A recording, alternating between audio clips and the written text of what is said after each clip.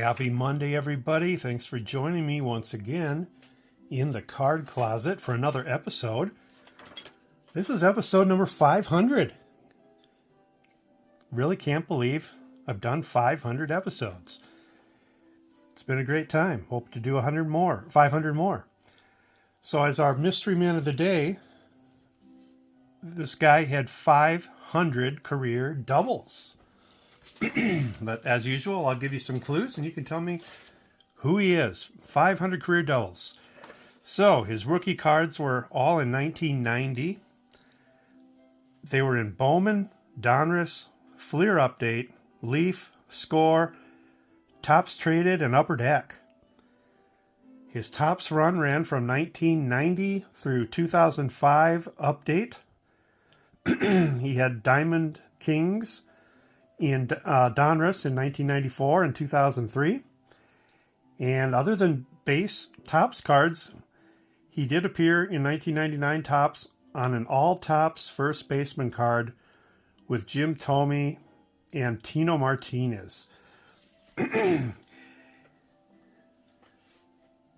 This guy probably had the best college baseball season ever in 1988.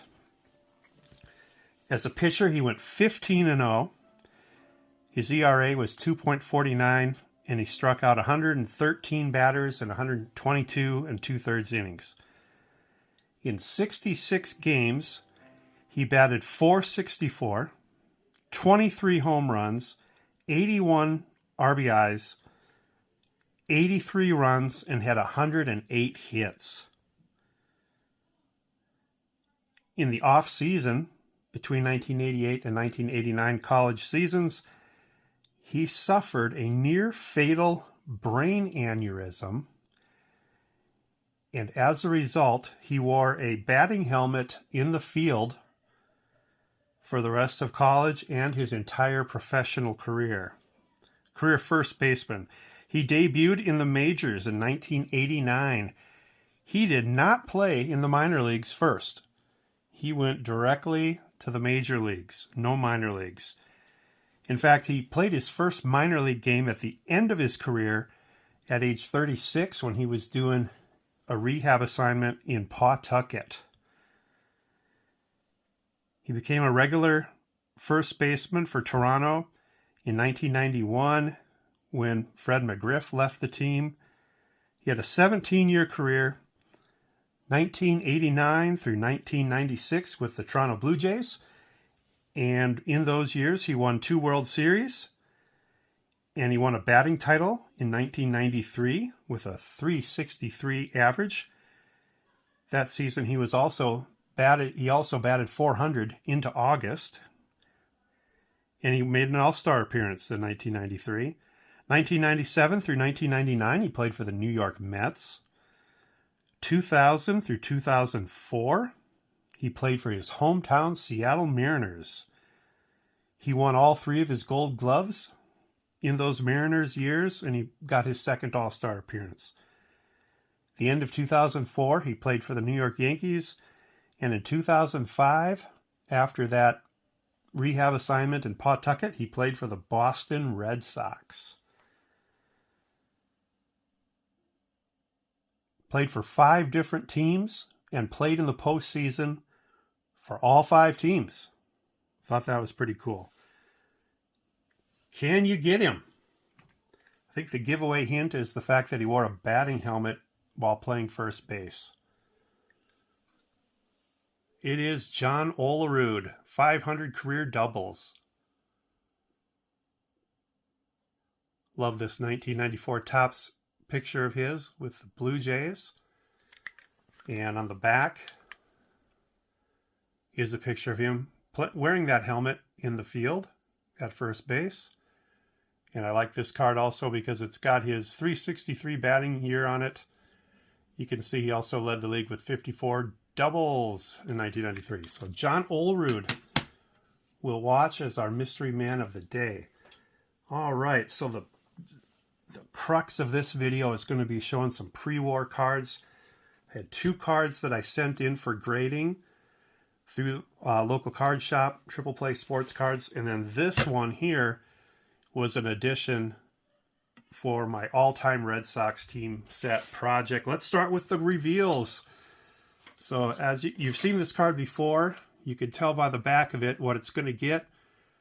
Because of that part missing right there, I was just hoping for a number and not authentic.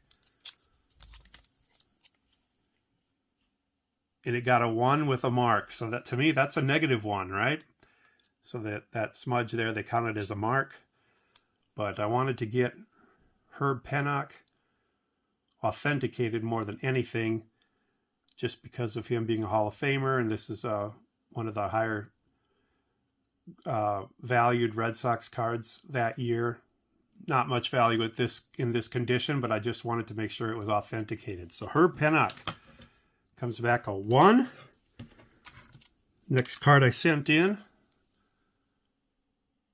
You can tell I was just hoping to get an authentic on this one at least. I mean, a grade rather than authentic on this one too. And I did get the 1 like I was hoping. Great eye appeal from the front. This is a little bit of a shorter run than a lot of the other cards in that set. That's why I wanted to get it authenticated. So it came back as a poor T205 gold border because of that paper loss. But I didn't mind. I got exactly what I wanted on both of those, and that was a numbered grade. All right. Third pre-war card, Ed Cicotte from the T207 Recruit. Got it in a 1. This is one I will upgrade when I can. I have been mistakenly saying for a long time that I had this entire team set, and I realized I did not have this one. I thought I did, but I didn't. It doesn't show up very often, and it can go for pretty expensive price, even in the mid-grades, when it does show up. So I made a run at this one. Got it for a good price, obviously, because of the grade. I could check the box, and I'll look to upgrade it maybe at one of the card shows I'm at this year. So Ed Cicotte, T207, added to the set, the all-time Red Sox run. So let's get this checklist out here. Here's my all-time Red Sox team set that I'm going for from 1912. It's the T207 set. Complete. Cicotte is done. 1912 is complete, which means I have 65 cards to go on this all-time set. I'm going to have my eyes looking out for these cards at the Minnesota show this weekend. And if I go to the National, which I'm potentially going to do, depends on how much of my card budget I spend in Minnesota. I'm going to be keeping my eye out, knock as many of these out as possible. I'll give you a hint. I just bought one this weekend, and I'm waiting for it to arrive. Won't tell you which one yet, though. All right. The year of the giveaway is going very, very well. I have given away 700 or 800 so far. I've gotten it down to under 40,000, so I'm in the 39,000 plus range now. Packages have been sent out to Sensei Domino 15, God is Great, and Mark Santucci. Working on one now for Frank's Cards and Collectibles. Hopefully I can get that one put together here this week before I leave and sent out. And then Mark Santucci, good friend of the channel, sent me cards in return. And Mark, you sure didn't have to do that. This is a giveaway.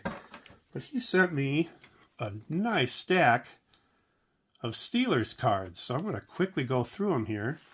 And then at the end of this, I will jump to another location and we'll do the Bill Buckner card giveaway. Ben Roethlisberger, Rocky Bleier, Mel Blount,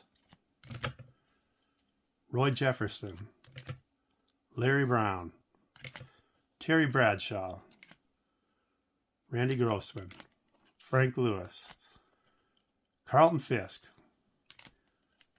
Carl Yastrzemski. Wow, thank you, Mark. Fred Lynn. Mark, you took great care of your cards when you were a kid. Awesome cards here. Carlton Fisk. Look at all these Hall of Famers. Fergie Jenkins. Fred Lynn, rookie. Okay, back to football. Theo Bell. Deontay Johnson. Roy Jarrella. Le'Veon Bell. Najee Harris. Walter Abercrombie. Craig Colquitt.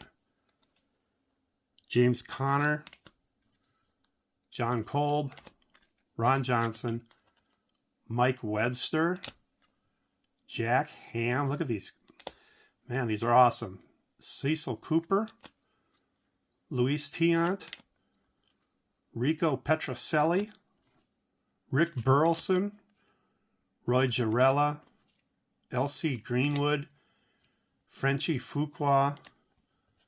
And Mel Blunt. Thank you so much, Mark. I appreciate those tremendously. You sure didn't have to do that. Anybody else that's wondering about what this giveaway is, if you didn't watch my last video, this is the year of giveaway, so watch that and let me know what I can do for you. All right, let's do the Bill Buckner contest. All right, we had 220 views on the video, and 3 of you were interested in the Bill Buckner cards. Barry, ripping and flipping cards, and basement card collector. Let's shuffle 7 times and spin for the win. 1, 2, 3, 4, 5, 6, 7. 1 spin. Whoever it lands on wins the Bill Buckner cards. Here we go.